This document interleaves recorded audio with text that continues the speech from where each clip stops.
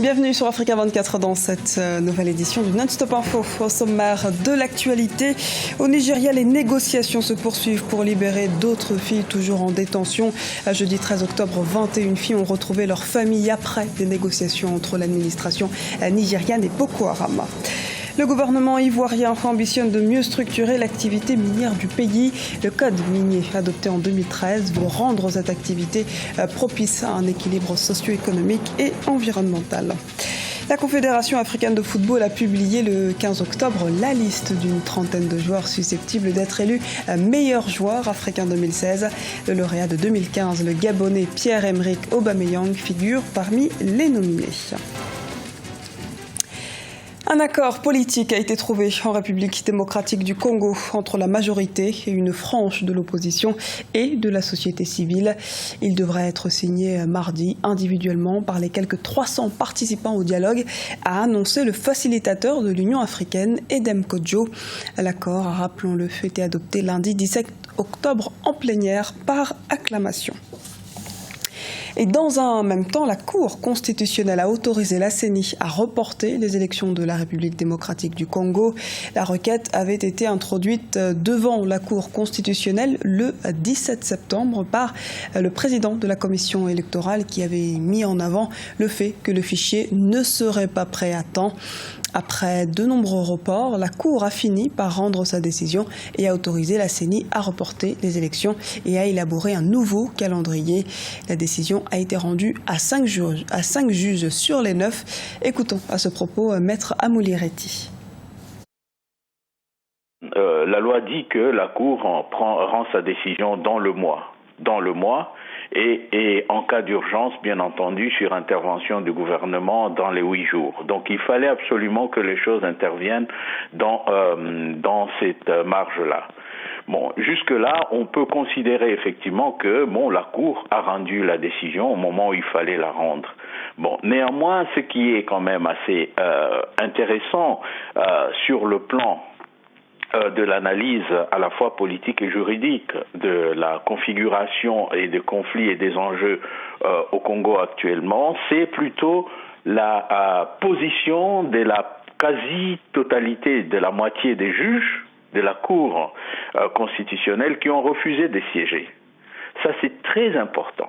Sur les 9 juges, seulement 5 se sont prononcés. Donc là, il y a une vraie plaie. Au Nigeria, le gouvernement poursuit les négociations avec le groupe terroriste Boko Haram. 21 lycéennes de Chibok ont été libérées jeudi 13 octobre après plus de 2 ans de détention entre les mains de la secte. Selon le ministre de l'Information, Lai Mohamed, les pourparlers vont se poursuivre tant qu'il n'y aura des otages retenus par les terroristes. Les précisions d'Ibrahima Djoumaba. Les efforts pour la libération des filles de Chibok se poursuivent au Nigeria. Les autorités fédérales et le groupe terroriste sont en négociation en vue de faire libérer le reste des filles retenues en otage depuis plus de 2 ans dans la forêt de Sambisa au nord du pays. Le ministre de l'Information estime que le gouvernement ne compte pas baisser les bras dans le traitement de ce dossier. Les négociations ne sont pas finies tant que toutes les filles ne seront pas libérées. Les pourparlers sont toujours en cours à l'heure où l'on parle. Bientôt, d'autres et bien plus seront libérées. Le 13 octobre 2016, déjà, 21 filles ont été libérées. Elles ont retrouvé leur famille dimanche 16 octobre dans la capitale fédérale, Abuja. Certains observateurs saluent la décision des autorités de négocier avec Boko Haram en attendant de trouver des solutions structurantes face à la nébuleuse terroriste. Je dois dire qu'il faut se réjouir de toute initiative, toute action qui est menée pour que les filles de Chibok, les lycéennes de Chibok soient libérées. Donc, ce que le gouvernement nigérian fait actuellement va dans le bon sens. Mais on peut vraiment regretter tout le temps perdu avant de commencer à négocier pour la libération de ces filles. La libération de ces otages n'interfère en rien dans la poursuite ou la suite de ce conflit qui, lui, va dépendre des forces en présence, de la volonté de la force mixte multinationale, des Nigérians aussi, d'aller au bout et de repousser Boko Haram comme c'est le cas actuellement. En avril 2014, le groupe Boko Haram avait kidnappé plus de 200 lycéennes de Chibok. L'affaire a été l'un des thèmes de campagne du candidat Muhammadu Buhari, élu président du Nigeria en mai 2015. Le chef de l'État nigérian a lancé la même année une offensive contre les terroristes au nord du pays, obligeant ainsi plus de 2,6 millions de personnes à s'exiler. Depuis quelques semaines, le gouvernement a adopté la négociation pour faire libérer les otages. Focus à présent sur le secteur minier en Côte d'Ivoire. Les conséquences environnementales et financières de l'exploitation illégale de l'or se font ressentir. Quel accompagnement pour les populations riveraines des projets aurifères? Les réponses avec Siamlo, Victoria Sedji. L'État de Côte d'Ivoire veut garantir un secteur minier durable. Après la libéralisation intervenue au début des années 1990, le gouvernement a entrepris de nombreuses réformes pour booster le rendement du secteur, mais aussi tenir compte des enjeux environnementaux. En remplacement de l'ancien code minier existant depuis 1995, celui adopté en 2013 opte pour la réduction des impacts écologiques sur la vie des communautés. Quand vous prenez le nouveau code minier, ça n'a rien à voir avec l'ancien code minier. Et ce nouveau code minier fait la part belle à la préservation de l'environnement, à la réhabilitation des sites qui ont été occupés. Selon le gouvernement, près de 500 000 personnes en 2015 étaient actives dans l'orpaillage dans 24 des 31 régions de la Côte d'Ivoire. Le non-respect des mesures d'exploitation expose parfois les populations à des risques environnementaux. Et vous voyez, ça ce sont des mercures. Pour les autorités, les entreprises minières ont le devoir de mieux organiser le secteur dont la viabilité va de pair avec le bien-être des populations. Cela passe par la réduction des inégalités sociales à travers des financements octroyés aux communautés, la mise en place d'un système d'exploitation et de modes de production conformes. On n'avait seulement que 3 classes.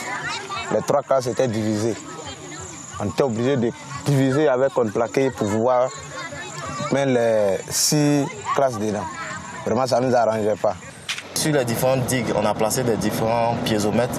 Et puis chaque semaine, on va faire un monitoring, c'est-à-dire qu'on va faire une surveillance de tous ces piézomètres pour s'assurer qu'on ne retrouve pas de l'eau dans la digue qui pourrait affecter la stabilité de la digue et créer plus tard un éboulement et qu'on puisse retrouver les eaux du processeur en dehors de ce périmètre-là. En 2016, ce sont 66 orpailleurs clandestins qui ont été interpellés par les autorités. 429 sites illégaux devaient être fermés avant la fin de l'année 2016. Face aux menaces environnementales et sociales que subissent les populations, l'État souhaite renforcer les mesures de protection des communautés et mieux organiser l'activité minière qui représente 5% du produit intérieur brut de la Côte d'Ivoire. Les 30 nominés pour le titre de meilleur joueur africain de l'année sont connus. La Confédération africaine de football a révélé ce samedi la liste de l'année 2016. Pierre-Emerick Aubameyang, meilleur joueur africain en 2015, pourrait être son propre successeur puisqu'il est de nouveau nominé cette année. Les précisions de Siamlo, Victoria Sedji. La Confédération africaine de football a dévoilé la liste des 30 footballeurs nominés pour le titre de meilleur joueur africain de l'année 2016. Si nombre de ces joueurs présents sur cette liste ont fait vivre le football africain cette saison, d'autres ne répondent pas à l'appel. C'est le cas de l'Ivoirien Yaya Touré, de l'Algérien Sofiane Hani ou encore du Guinéen Naby Keïta. Je crois qu'il n'y a pas de véritable concurrent à Pierre-Emerick Aubameyang. Avec vous, ces grands joueurs dont vous venez de citer, Yaya Touré et bien d'autres joueurs africains qui sont certainement d'une très grosse trempe, également des cadres du football africain, ne figurent pas dans la liste des 30 nominés. Donc du coup, la possibilité, je crois, cette grande aubaine est donnée encore à Aubameyang d'être véritablement le successeur de sa propre personnalité. Pierre-Emerick Aubameyang pourra-t-il conserver son titre cette année ? Pour certains analystes, cette option n'est pas à écarter. Rappelons que le footballeur gabonais avait remporté le titre de meilleur joueur de l'année 2015 devant l'Ivoirien Yaya Touré. Il avait également dévancé le Sénégalais Sadio Mané, Mohamed Salah de l'Égypte et même le Ghanéen André Ayew. Moi, je pense que Pierre-Emerick Aubameyang a toutes les chances d'être le successeur ou de se succéder à lui-même.